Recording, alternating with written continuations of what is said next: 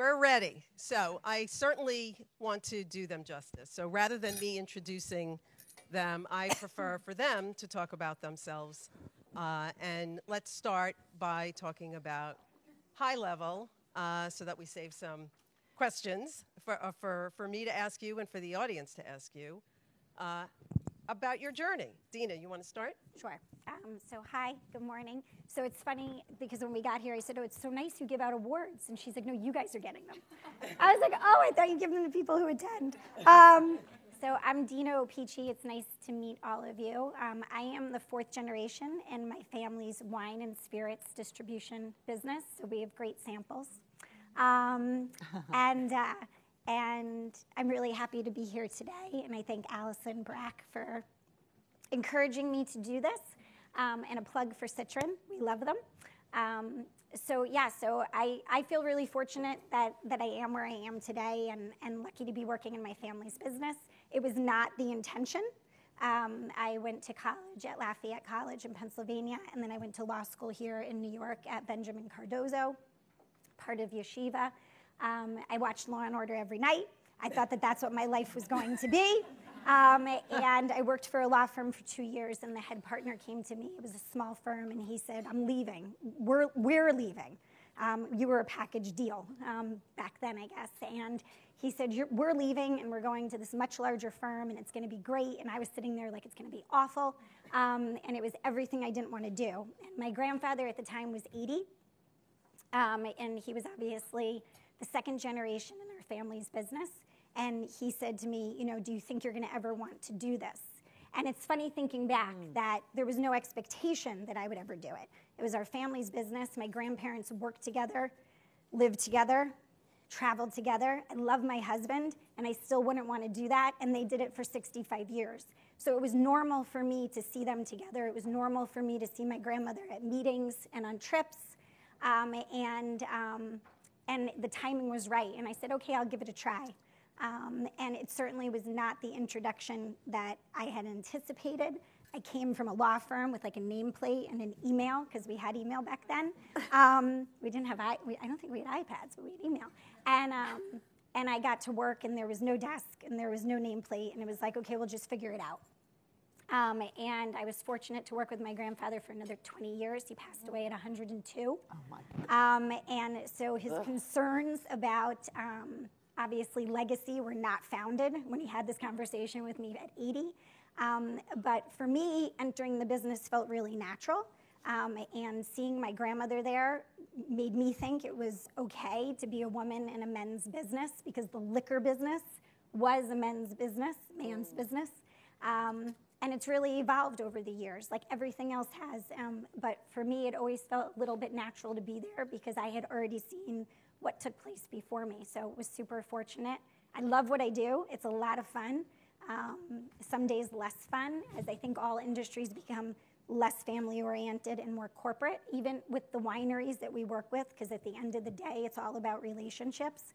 But, over time, sometimes they change too as they get acquired and things happen. So, you continue to adjust. And COVID certainly threw us a curveball with that as well. So, I feel like we all get better every day because of the challenges that we have. And I feel like, you never know what's coming. So you keep figuring it out. That's great. It's such a heavy lift to continue a legacy from so many years back, but that's a great story. Doris, tell us something about yourself. Okay. Well, I loved hearing your story, Dina. And Stacy, thank you for having us here today. I didn't know we were getting awards, and I'm really grateful. And it's good to see so many colleagues and friends in the audience, and it is a great firm. Having been in wealth management for the past 25 years of my career, have worked with the firm, shared clients with the firm for many years, and they're always very happy. I don't quite know what your secret sauce is, Stacey, but it's working. And I have been in wealth management, as I said, for 25 years, and I came to that part of finance because I realized the relationship part of my life and business is what I really enjoy. And in the wealth management part of finance, you can work with families, and that has been the best part of the work we do. And I joined Wilmington. It's funny to hear your story about going, facing big and then wanting smaller. I had been at very large firms prior to coming to Wilmington, and I felt that after 2008, the big firms just got really big. And it became very, very hard to do the right thing for your client and have autonomy and be able to make decisions and give speedy responses and customize. Things started to get very boxed in, mostly because of the regulators. And so Wilmington Trust, owned by M&T at the time, had this great history in the business, mostly on the fiduciary or trust services side. And my role was to come in and really modernize the firm and make it even more relevant for families today. So I love it. I love the business. I love my clients. It's a lot of fun. Very interesting family businesses. That's one of the hardest things, I think, being in a family business. It's great, but there's a lot of complexity because of all the emotional stuff. So anyway, I'm happy to be here and really enjoyed meeting my panelists, co-panelists. Great, thank you. I can relate to, that quote-unquote trusted advisor role. It's super important. And, so important. Yeah, and we have to really be very sensitive to everyone's needs. Robin. Yay. So good morning, everybody. Happy Pride. Let's start off. Yes. Walking up past, the rink or the roller rink, I'm cool. like, I so cool. just started to cry. I'm like, oh my God, this is like progress. Like this is like what my life's work has been about is equality, inclusion, and everybody. So my story is, I come from the corporate world. Yes, believe it or not, I didn't have this path, but I've always just been a seeker around opportunity. I see a door open, and I'm like, let's try this. So I wound up working at a bank called Citibank for 10 years in marketing, and I never fit in. I didn't know anything about banking, but naturally curious, wanting to discover, explore, and all I know is that it was constant growth, more, better, raise, new role, new opportunity, and it was really about the people. And I learned then that you could have it all, and it doesn't matter that you don't know what you want or that you don't know where your path's going. But if you're surrounded by people that could get underneath you and that you could be not afraid to ever say, can you tell me how to do this again? Or I really don't know, that they actually do want to help. And so in those, I was actually there for 10 years, and of my responsibilities was hiring agencies to work with us. And what I found was, here's me, the little one in the room, and we would be bringing in these large agencies into these opportunities, and I don't know, it was a constant, these people were coming in, and then they would win because they had this big idea, and everybody was like, wow, it's awesome, yes, and then all of a sudden, we would award them the business, and before you know it, I never saw those people again. And I'm like, wait a minute, where were those people that made that introduction? And thematically, it happened year over year, and I'm like, this is not working. So when Citi decided to move across the water, it was a decision for me. I'm a native New Yorker. I'm not afraid of anything. I've been taking the subway since I was 8. And there was something about going across the water that I was just like, I don't think it's for me. And again, I would totally go there now, let's be clear. But back then, oh, yeah. Yes. Yeah. And before you know it, I'm like, all right, so now what? now what am I going to do? And again, not knowing, I'm not like on some entrepreneurial path to like have my own company, but you know, when you have your crew of inner circle girls and you're getting together on Friday nights and doing the club scene and all that, I found myself just sitting down with them and being like, I'm not going over there. What am I going to do? And they're like, you know, you're always complaining about how about this doesn't work and that doesn't work. And like, I don't know, you should be opening up your own company. And I'm like, you're kidding. I'm like, I don't know the first thing about owning my own business. And all I could say is just with a little love and support from them, pushing me, we started The Mix in 1996 and have just celebrated our 26th-year anniversary this past March. So, thank you. And, you know, it's been a labor of love. It's about learning. It's discovering. It's figuring it out. It's coming from print, being a part of the digital revolution and evolution. It's social. It's all of it. And the name The Mix really became who our brand is. It's about love, it's about equality, and it's about community. And I was of the first agencies in the marketing space to ever become a certified minority owned and operated business, ever. And you know, there's something about it in hindsight now where you talk about women-owned or Black-owned, Hispanic, but I did this 20 years ago.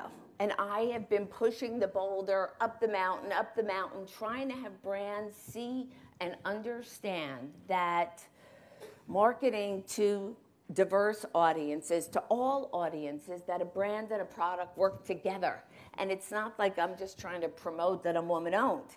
It's more about understanding who an audience is. So The Mix is on fire. You could imagine with COVID and then with all the social unrest and injustice that's going on our planet, that I have been at the forefront of this whole thing, having people have a place to go when they did not know where to go. And just to add on one more component of this, which I think is the silver lining about anybody's dream about what they want to be when they grow up, is about 10 years ago, I realized that The Mix was a small agency and that I liked that family aspect of it. I liked having about 20 people and we were hands-on and all this, but I realized very quickly that we needed other things. We needed digital, we needed social, we needed PR, we needed that. And it was a moment where we, and it wasn't me, it was us, that we decided that we had to innovate and come up with a way to actually deliver those kind of add value services as a full service entity. And I did not want to be one of those people that I hired when I was way back when. So we came up with this idea of creating a collective of independent agencies in marketing, media, and comms that would emulate everything that a holding company is, and yet be the antithesis of everything they are not. Independent, entrepreneur, culturally like who we are as an identity, not selling out to the man for the money, but staying true to who we are. And we launched Titanium Worldwide 7 years ago on the 24th of June. So I have my mature girl who's 26, and then I have my collective of agencies who's 7, and Titanium Worldwide is on the map for everything that you need in marketing, media, and comms under one umbrella. So Publicis, IPG, Omnicom, WPP, watch out, because Titanium Worldwide is on the map. So long version, long history, but have really impacted the way the world functions today when it comes to marketing communications to people. Thank you, Robin. What a great story, right? I envy the creativity that you reflect in your business and in your life. I'd like to say I'm a creative accountant, but I have to be careful about that. But that kind of creativity, no, that's not me. Okay, let's start with some questions. Dina, what was the deciding factor? I know you touched on this a little bit earlier, for you to join your family business. What were your expectations? What were you thinking when you So made I that? think I definitely didn't, if I knew then what I know now, you know, I may have approached it a little bit differently. And I think it's hard for any family business, right? Because at the core is family. And so, you know, again, for me, when I entered the business, it wasn't a determined path, right? I kind of got there and it was like, well, what is she going to do? And so I figured it out by screwing up the majority of the time. And it was okay. And I think you have to get comfortable with that early on. There's a lot of people who aren't comfortable with making mistakes. I'm extremely comfortable with making mistakes because you figure out how to do it better the next time around. And I think that it's important for family businesses, and it's funny because my husband's in a family business as well. It's a much larger family. For me, my mom's an only child, the third generation. The fourth generation is my brother and I. They say 3% of companies make it beyond the third generation, and the reason is family. Because you look at all these companies that last hundreds of years, they're not family. And so I think you really have to be comfortable and understand what it means for everybody to be a part of the process and to find your space. And I think that as we go forward and we look at next generations, you know, for me, it's very important to establish a process because you have to love what you do if you're going to be good at it. I think if you're miserable going to work every day, you are never going to be successful in your job. And I think you shouldn't be part of a family business just because it's family, right? You need to find what makes you happy. So as we look ahead at future generations and, you know, my kids tell me what they think they want to do, which, you know, today is like professional basketball player. He's 12 and this big, you know, and, you know, but at some point in time when we have the opportunity to say, is this something you'd want to do? I think they need to understand that they need to earn it, just like everybody else working with them in our office. We feel really fortunate. Everyone we work with is part of our family, whether they like it or not. I say we're a special brand of dysfunction, and it comes free of charge. But I think it's also what makes us unique, and it's also what makes, I hope, everyone we work with want to work with us. So, you know, I'm not sure if I answered the question. I kind of went off script, but I think that, you know, I think that it's a luxury to be able to do something you love. It's about figuring out how to get there and then how to keep it. So true, so true. Okay, Doris, what are some of the pivotal moments in your story that had a significant impact on the direction your life and career took? So I would say, and I don't know how many of you in the room, I would have to start with my family because I had, and we were talking about this earlier over in the coffee area, I was very blessed. I had a wonderful family. And I realized when I went to college how lucky I was because all my best friends seemed to have all this stuff always going on. And we had our stuff, but it wasn't disruptive. And my father and I had a particularly close relationship in terms of encouraging me. And I went to college in 1972, so it was a different era. I went to Smith, which great. I would also say is pretty pivotal because I think what kind of makes you who you are is what drives the pivot moments. So you find, you know, it's that idea of being open to luck when it happens, but also making your own luck. So I would say college for me, I went to Smith back in the day, and it was a phenomenal place and took my family experience and just strengthened me. And I just had this desire to do, I always thought I'd end up with a family, which I have, and I'm so grateful.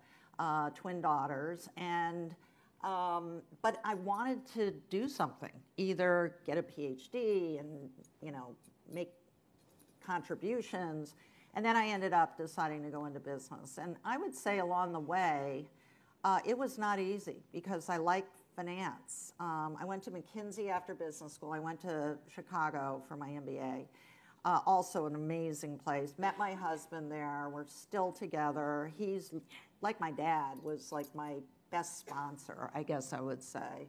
Always encouraging me. And the one thing maybe I'll end with, so then Robin has a chance to talk a bit, but I remember, and we talked about it on the phone when we were meeting each other, I came home one day and it was sort of within the first 12 years of my career.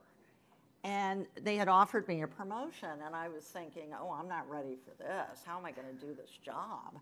And I come home and I'm telling my husband, Gil, and he was on Wall Street at the time, and he said, well, wait a minute, is it a bigger job? And I said, yeah. And he goes, is it more money? And I go, yeah. He goes, no guy would ever sit there thinking, I'm not ready for this. They just take it, you know. So I got over the hump, which many women have, of feeling like you've got to be uber prepared. And I think it's because we are a minority in most of the business world that we deal with. So you feel like you kind of aren't supposed to be there. So you've got to be extra smart, extra technically proficient, extra prepared, extra everything else. I also think women tend to blame themselves when things go wrong, not other people or the environment on average. So you just feel like, you know, I'm really at risk if this goes wrong. So getting over that hump was really pretty pivotal. And then I just decided along the way that I was going to be professional and polite, but I wasn't going to get bossed around because I'm a female and I look the way I do. And so I worked in some pretty tough environments. Merrill Lynch was probably the toughest, and have always been outnumbered. And I just decided, and I think it goes back to my roots, my family, Smith, my husband, my environment. I'm just not going to be taken for granted or minimized and ignored. Yeah, to take Dina's words, we figure it out, right? So, and I'm often the only woman in the room as well. Yeah. But you have to exude that confidence, like, I belong. And we admit it. We admit that we're the only ones and that we don't know. Right. You know, a guy, sorry. Most men don't. They're like, they got this, you know, but then we're like, really? You don't have it. I'm going to go out of order a little bit here because you talked a little bit about some of the other things I was going to ask. So in terms of business, COVID has had negative effects and some unanticipated positives. Was there an unseen benefit for your firm during COVID? Oh, God. Like this March 16th day is embedded in my body forever, right? That day where we all shut down, we're working from, I'm like, we're a creative agency, working from home? What? Like, how are we going to do it? Like, I was like really afraid, like scared to death. Like, how we're going to do this? But I have to say, internally, everybody, we just, if it's even possible, got closer. And we blew up.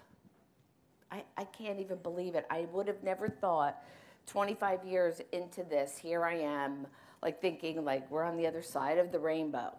And all of a sudden, we went back up. So we won more new business than I have, let's say, in the last 10 years. We went from 18 people on that March 16th date to now 53 full-time employees all over the United States. So we've expanded our footprint. We've gotten caught up in the recruitment and retainment of talent. People are trying to poach my people all day long, and I'm like, I have no control over this, right? So again, letting go and letting it happen. And, you know, again, this idea of clients coming back, not knowing what to do and being that safe space. Also during COVID, Titanium Worldwide won its very first agency of record, which put us on the map. That means, like all those other three-letter, other bigger companies, that we competed against and won. And that was even possible in an environment where we weren't even together is unprecedented. And we'll go down, like, all I ever wanted to do was leave a legacy of, like, creating a better place for future generations. And I have these key moments and milestones that have happened in particular in these 2 years that will be unforgettable for everybody. It just doesn't happen this way. And I feel so blessed and grateful. Thanks. It's amazing when you're put in a position, as all of us were, when you have to figure it out. You have no choice. And yeah, I mean, I think there's a lot of people that could say that they discovered new ways of doing things that will remain forever now, right? I think COVID also gave you the time to kind of sit back and breathe and look at what you were doing. Because you weren't always doing it for the right reasons. You were doing it because you're on the hamster wheel and it just keeps going. And all of a sudden you were able to stop and be like, does this make sense? And, Yeah. You know, I think we made a lot of decisions during COVID that we probably never would have made had it not happened about our business and our direction. And so, you know, to some extent, you know, having that time, it's not, we don't want it in that manner maybe, but it's like, sometimes it's like, how do you just shut it off? Even for 48 hours to be like, what are we doing? Right. Agree. Okay, Dina, how did you differentiate yourself to become part of the conversation?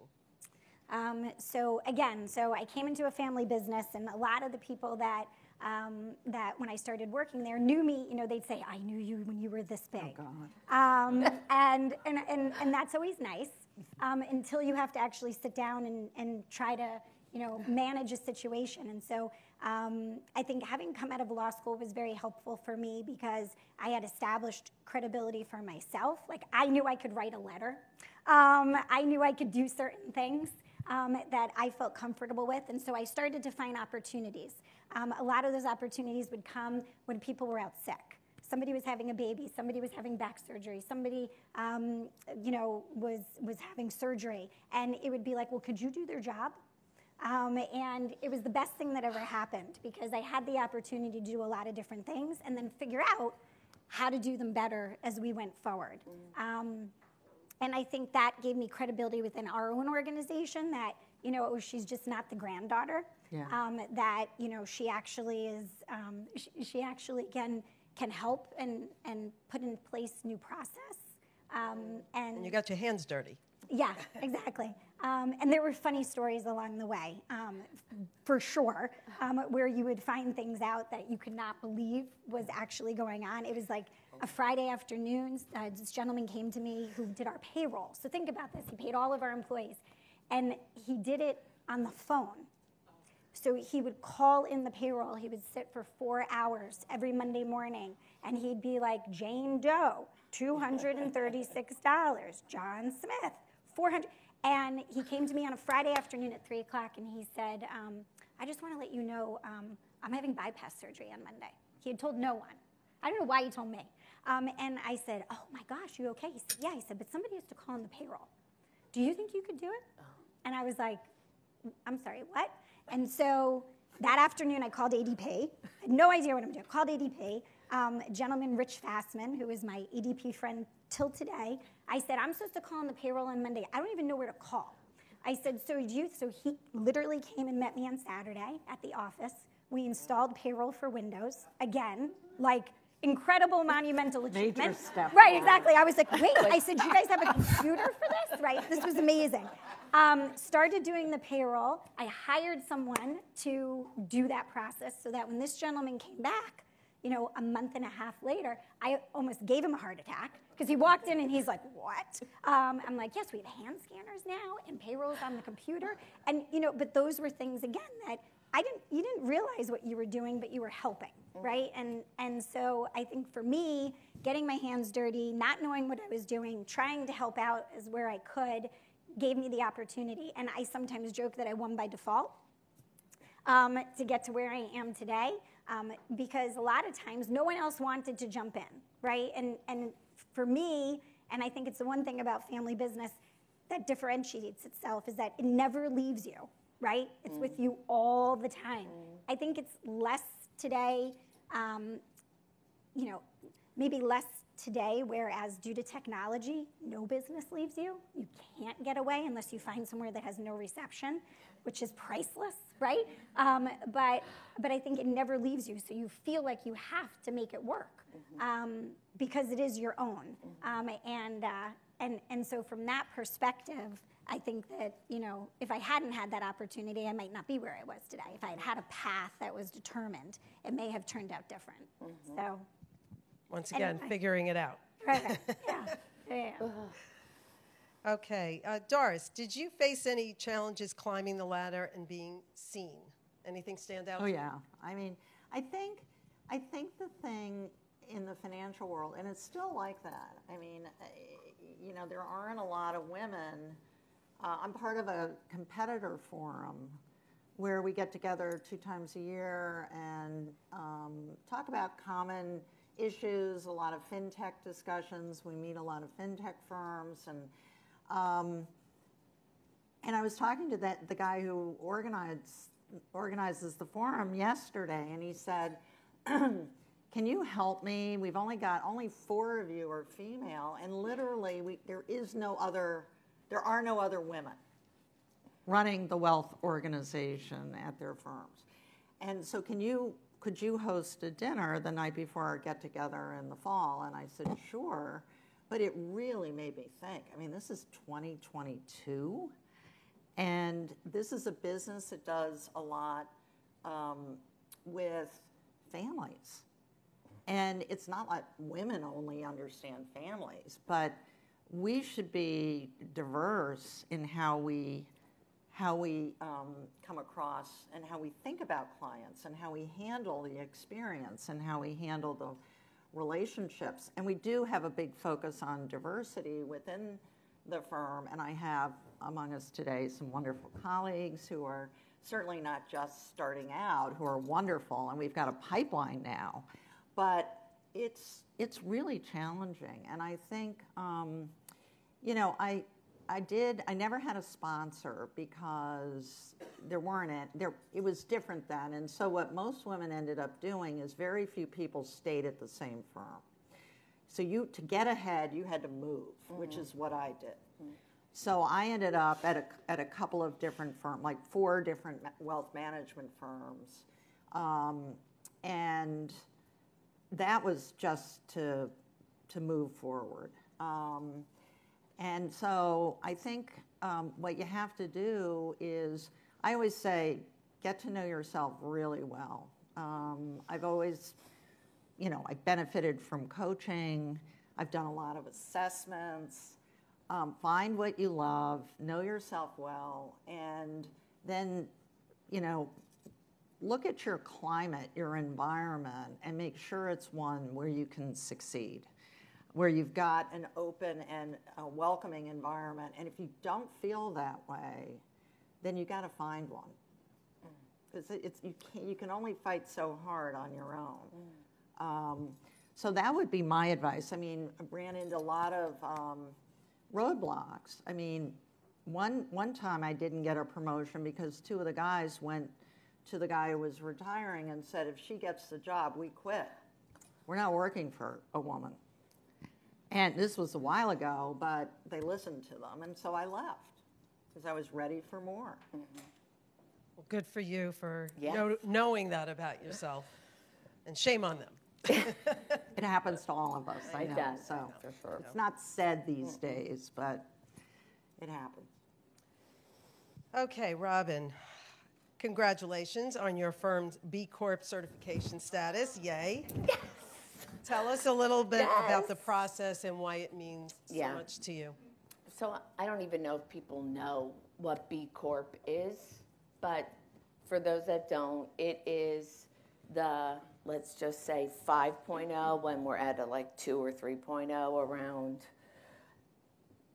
your company culture, your sustainability process procedure, everything about the health and wellness of your company, your benefit program and policy, what you do for your people above and beyond. And my people have always been my priority.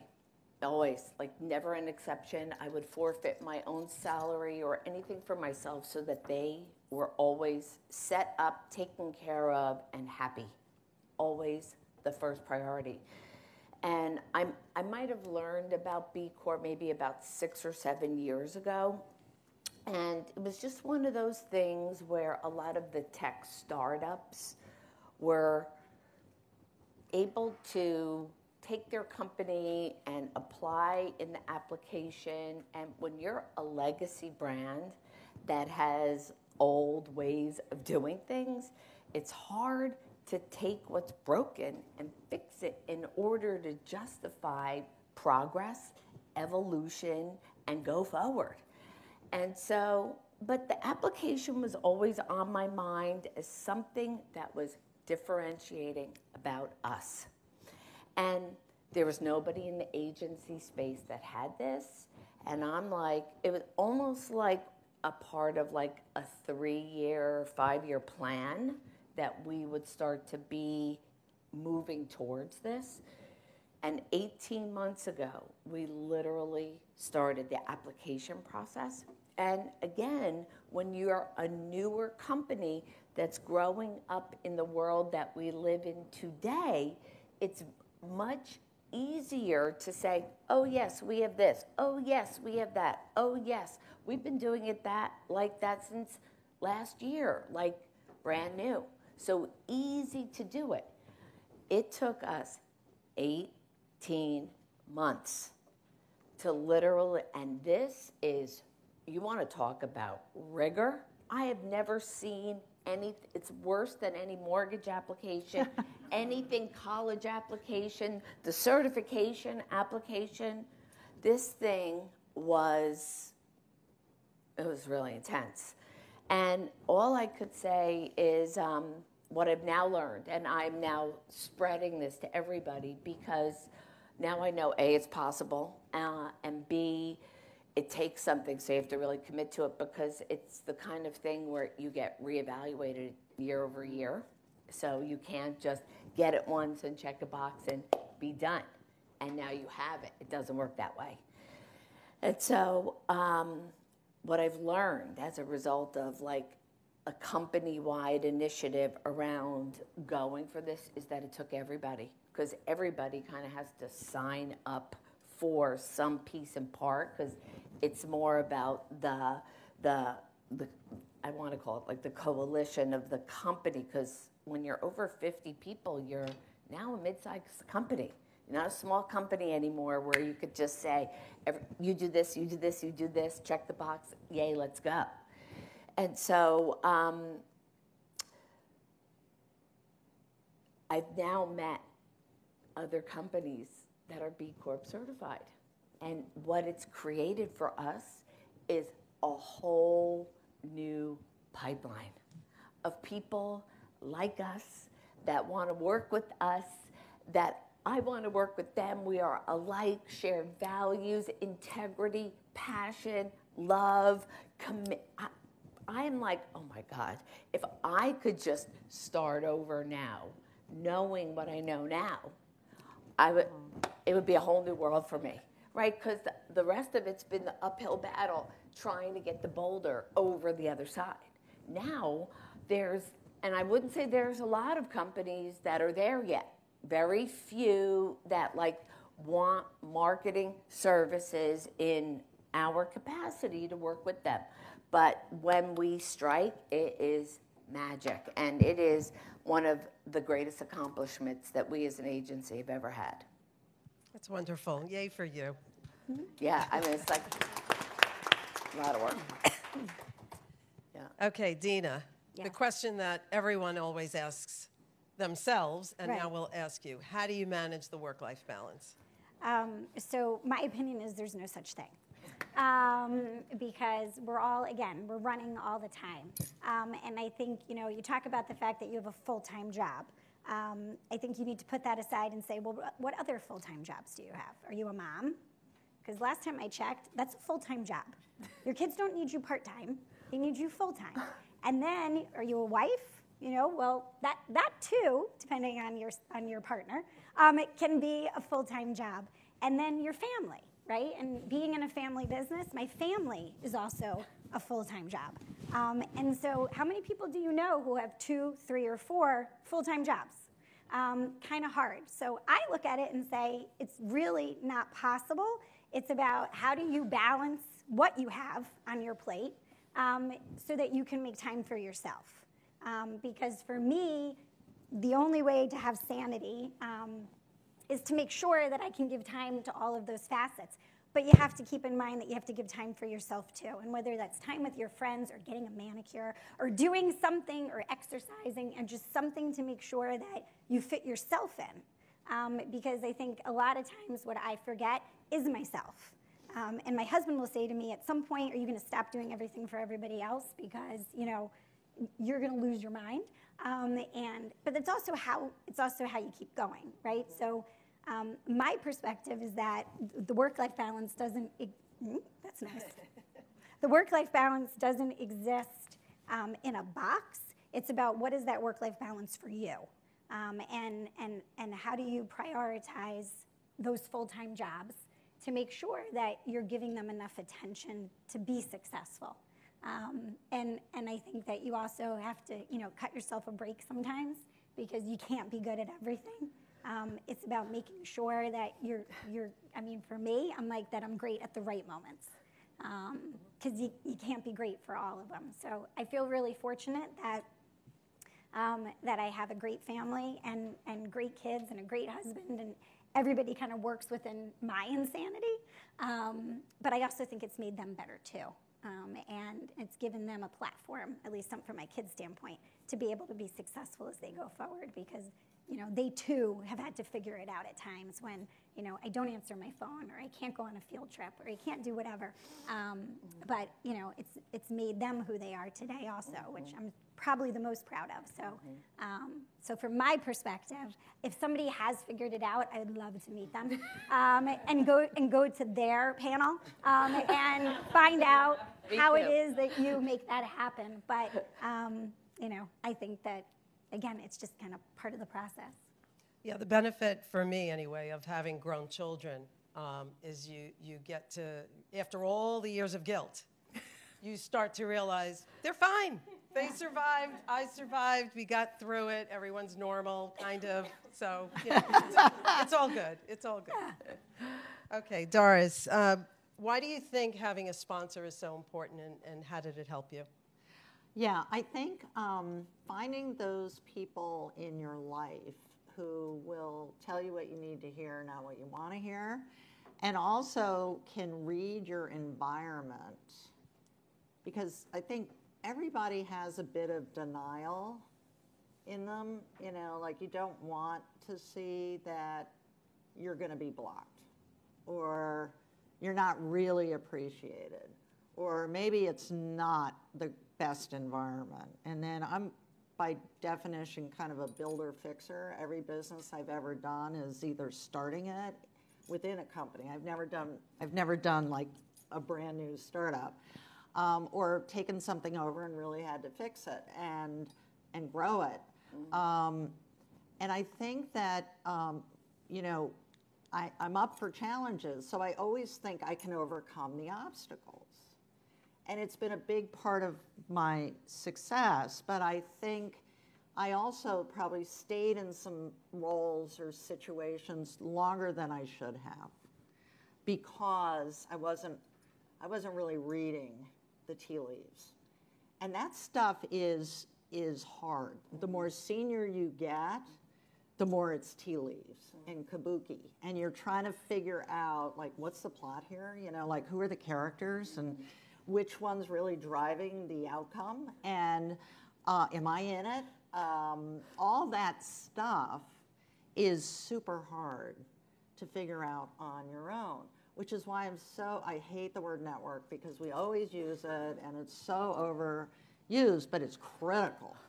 So you've got to have, like right now, I have a pretty good read of my environment, but it's because of the relationships I've built with peers, our CEO, people who work for me, particularly my direct reports who are pretty plugged in. And I'm up at the level like we sit in the board meeting and know the board members. And so you've got to really figure it out. So sponsors, if you're lucky enough to find a sponsor, and I always say whether it's a mentor or sponsor is someone who's positioned to actually put you in jobs as opposed to coach you. And if you find one, take care of them. It's not a one-way street. Mm-hmm. And one thing I've always tried to help everybody. I love developing talent. That's one of the things I really love. And see people flourish and be happy in what they do, which you highlighted. But I've known a lot of people along the way who were users of other people. They weren't giving anything back. I've had mentors that would ask for an hour a month without understanding like what pressures I might have with a family and work. So it's a two-way street. You really want to find somebody who believes in you, believes in your talent, and is in a position where they can actually help you get that next step. And take care of them too, which is all relationships are mutual. And people often forget that. Mm-hmm. And most important, they can have people who are willing to tell you what's really going on. Because you don't want to hear it, but you need to. Mm-hmm.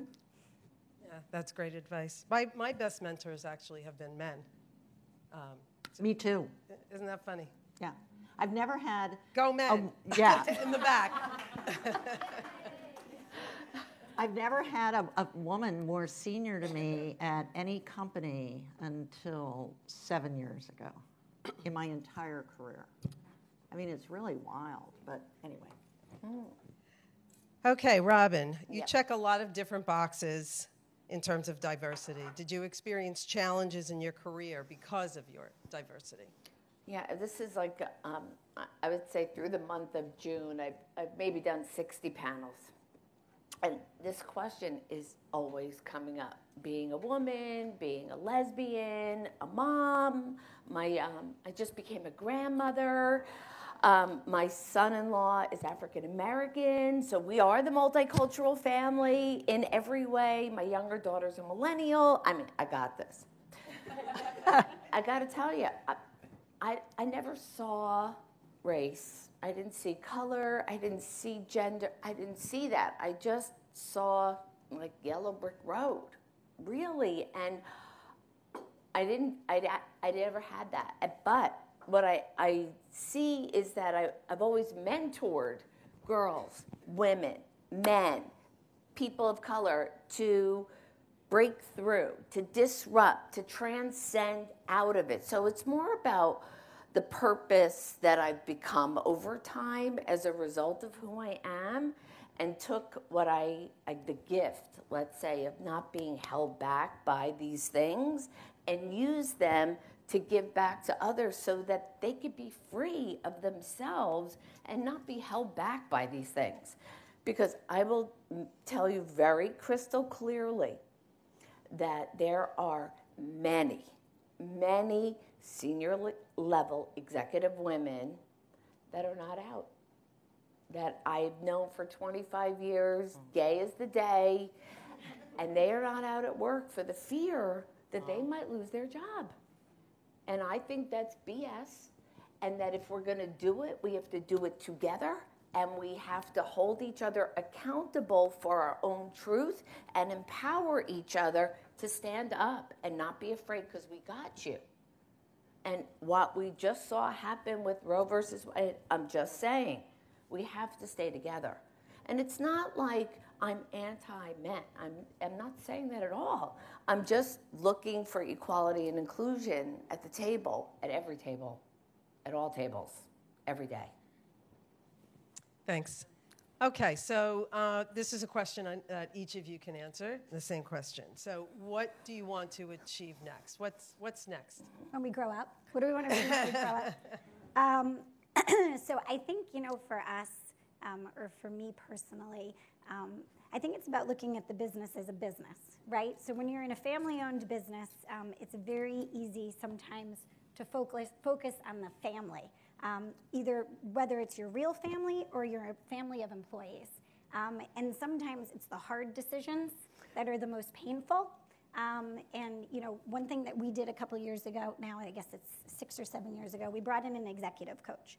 I did it for me at first because I said, you don't learn how to be a manager, or at least I didn't learn in college or in law school how to be a manager. It's on-the-job training. And I felt like I could use some additional training. So I said, how do I manage a difficult conversation? How, when you're doing an employee evaluation, do you approach a topic in a productive way, but make sure they understand you're not happy? Without, I would cry, right? I'm like, I'm really sorry, but you suck, And so it's like, and I'm like, I don't know how to do this and then feel good about it. And so we brought in, I hired an executive coach who I adore. He's become part of our organization. He has an email at our organization. He works with our entire senior management team now. He's transcended beyond me, the family, and now it's about our employees, it's about their teams, and it was probably the most valuable thing we could have done because it gives people an outlet, right? It's about talking to someone who's not going to come back and talk to me and giving them an honest feedback and opinion. He says things to me all the time that are beyond insulting if he hadn't said them, right? The first thing he said to me is, you need to learn how to listen. And I'm like, to what? And he's like, to everyone. He's like, you just talk. You don't listen to what they said. And I was like, oh.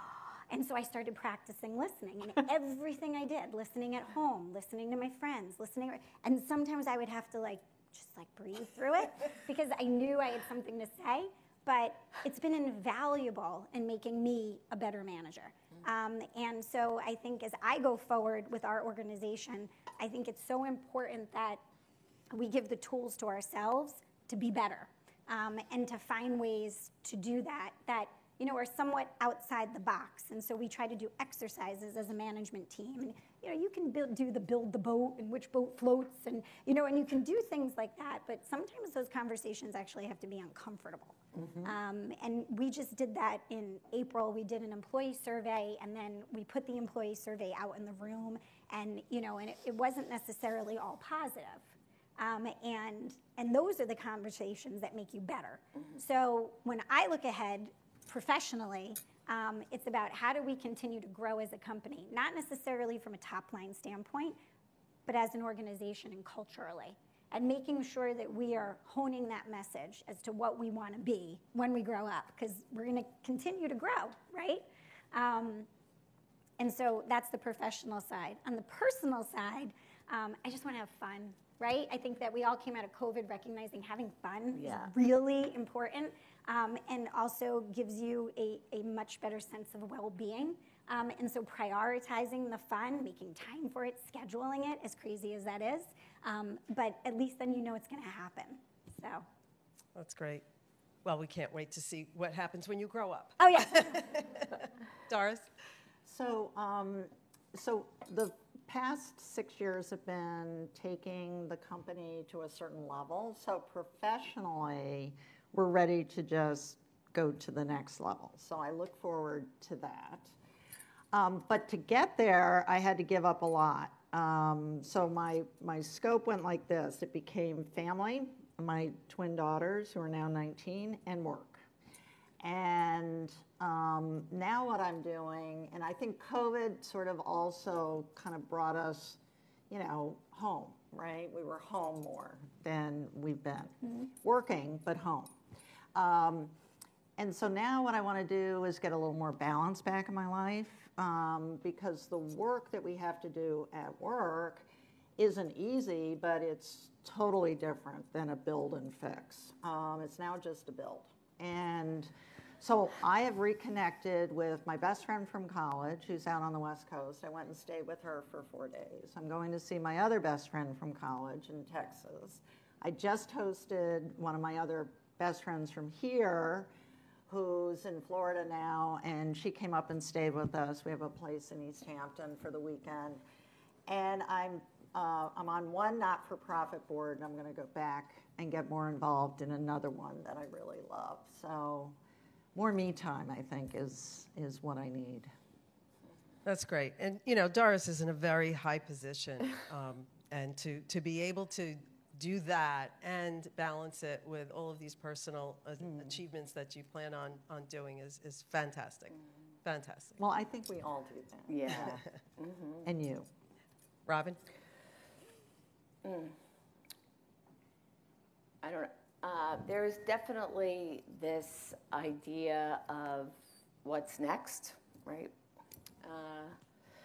So I have my succession plan in place. It started at a 10-year mark about how it was going to happen every 2, and we're at 7 now. So it's getting closer. And I'm like, oh my God. I'm like, what am I going to do? So, and I'm a creator and a builder, and I make things up all the time. I'm going to do this, I'm going to do this, I'm going to do that. So I kind of have internally what the plan is for the mix. I have clear what the plan is for Titanium. I will always work for them, with them, support them, and empower them. But what I'm working on now is my next project. I'm in the midst of working with a private equity company about creating a destination for the LGBT community to retire. A place that we all want to gracefully grow old in. That's cool, that's sexy, that like completely re-envisions what retirement looks like. And we're in the midst of buying property right now. We were just in blank looking at and have put a deposit down on 75 acres of land. It's going to be broken up into 3 phases: independent living, assisted living, and real nursing home living. Because quite frankly, where will we go? And I know you all are going to want to come, right? So it's grounded in inclusion with the top line of a big disco ball over the pool. Let me be clear. But we want to grow old gracefully, and we want to like feel great about our walkers and our wheel. And so we have been working for the past 2 years now on finding all the right partner and Google, and we're working with this company out of Boston we're working on the redesign of the walker and the cane, like all those things that they're going to have tassels on. I mean, like it is going to be all that, and that's what my future looks like. And I am so excited to really invest more time doing that. Let me know when I can make a deposit. Well, that is the idea, to sell it out before we open. Okay, so we're going to open it up to questions from all of you. Cool. Yes. That was fast. I'm sorry, in the back, yes. So I've often, like many women, have been in companies where the men, non-administrative employees are outnumbered like 10 to 1, 10 guys to 1 people. And they'll come with things like, it's a soft specs here, like we need to hire more women. And when it's junior positions, like someone like first 2-3 years after college, that's easy to find. It's like 50-50, so you can just sort of like, try to hire women. But you get like more senior and, the funnel just gets so narrow. And oftentimes those positions, those are like specialist positions. Someone who actually has had 5 years. You can't just like find someone who's smart entrance. Like you need someone who's actually had that experience. So I'm wondering for you, Denise, how have you tried to solve that problem? Do you think it's just like the only lever that we can pull is just to try to like foster and back what makes the earlier stages and hope that there's more in the future, or is there a way to somehow magically retrain like more senior people into middle level and higher positions? I think it's all of it. I think you have to be out there looking. There's so many organizations out there, whether it's Chief, whether it's WPEO, the organizations for women by women. She runs it. Doesn't have to be category specific, like in financial services or marketing or media. It can be any organization, but I often recommend Chief for everybody. It's a good middle level. It's good for C-level. And I am Chief. and I am not a member of Chief. So I'm good, and I mentor and work with leadership at that capacity because everybody has this problem that you're pointing to. Everybody. Everybody is looking to hire more women, people of color, Hispanic, Asian, all of it. So you have to go to them consciously, the schools that are women run and the organizations that are women run. And there's plenty of them out there, and if you need a list, you could come to me and I'd gladly share it with you, with all of you that are looking for talent to recruit best in class, subject matter expert, smart, kick-ass women. I'm your girl. I also think you have to, this is where the sponsorship thing can really help. And remember, it is a pyramid typically in most organizations, unless you're in more of a partnership model, which is a better model in some respects if there's more inclusiveness there. But you're right, Robin, everybody's focused right now on DEI. I think the investor world is helping because ESG investing was discussed for many years and now it's really taken hold. We deal with a lot of wealthy families and they want ESG in their portfolio. It's not 100% of the portfolio, but they want it in the portfolio. And that has a governance section where they look at board composition. So again, back to what I said earlier, read your environment. Having a coach is really helpful. Having a sponsor, if you can develop one and find one, and be open and network, which is what I had to do. I had to leave. It must be true, because that's number 3. Sorry. You okay? Yeah, I'm totally okay. Something just whiffed through. It's allergies. I keep getting them. I don't know.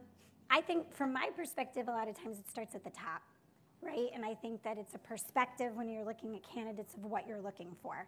And I think, like you've said, where you see the funnel, I think that if you have female leadership at the top in some capacity, that funnel widens a little bit because I think there's more of a willingness for women looking to rise in the company to do so because I think they see a path that, again, has been taken already. So 50% of our senior management team is female. It wasn't purposeful. It wasn't something that was an objective that we put on the table and tried to make sure that we were able to check a box. It happened organically, and I think part of the reason is because I was involved in the process, but we started filling those roles, obviously, with women. And so more women became interested in being part of that team. So I think that has to do with it a little bit, too. Yeah, and look at the board composition because most boards now, it used to be you had one woman, then you had 2 women. And now the boards are getting, because of the ESG, but also a lot of more modern leadership teams are trying to diversify their boards, and the boards put pressure. At every quarter, we have a board meeting on diversity, equity, and inclusion, and we talk about the composition of staff and line, so to speak, or admin and revenue producing, bottom line, and levels. You have to be in an environment where they're really looking at the information. And that middle layer is where you see people just peel off, whether it's, African Americans, women. LGBT is harder because you're self-identified. So we always struggle with that category because some people are out and they've identified, but many haven't. And so that one's a little harder. Yeah. Thank you. Great answers. More questions? Yes. Doris, I loved how you talked about how when you got your first big promotion, you had those moments of self-doubt, like, I'm not ready for this. And I think, Dina, you kind of explained that too, going into your role. When your company, when you have those moments of self-doubt, and Robin, I love how you are so owning who you are and loving that. And I think that's important for us as women is to own who we are, but it's hard. Sometimes when you walk into the room with men 3 times your age and you're the only woman there. So in those moments, how do yourself, how do you feel confident owning who you are and owning that you're the different one in the room? How do you get that confidence? Well, I think for me, it goes back to what I talked about as pivotal moments, my relationship with my father. I also had two brothers who were big athletes, and, you know, I grew up in a house where I was used to being around guys. And then going to Smith, and then I choose your partner or spouse really wisely. Carefully. Right. No, literally, choose carefully, because some people are threatened. That was for me in my generation. We all talk about it, all my college friends. We had to find a partner, spouse, you know, significant other, whatever you want to call them, that actually wanted us to be us and not either serving them or downplaying our own talents so they could look better. And you run into a lot of that, no matter what. So I think it becomes innate, and also you just get mad and won't take it anymore as you progress in your career. It's like, I know what's happening here. It's not okay. I'm not doing it. So you develop it, but you have to really, that's where I think you have to know yourself, and you have to have a good network, because then you feel secure, because you know, okay, if it's not going to happen here and I'm not going to be, you know, rewarded for what I've done and what I can do, then I'm going to go somewhere else, and I'll just go find it. I think Doris is spot on about this idea of sponsor or mentor. Like, I have always, for as long as I can remember, always had somebody to kick my ass. Always, right? Because it's easy to be kind of like empathetic to where different people are, but you want people that are pushing you over the edge constantly. And if that's what you're up for around advancement and growth and feeling empowered, mentors are everything. And choose them wisely as well. Right. I think, so for me, I would say that, and what I found sometimes is that the self-doubt is sometimes justified in that it may be that you just need it to happen a different way.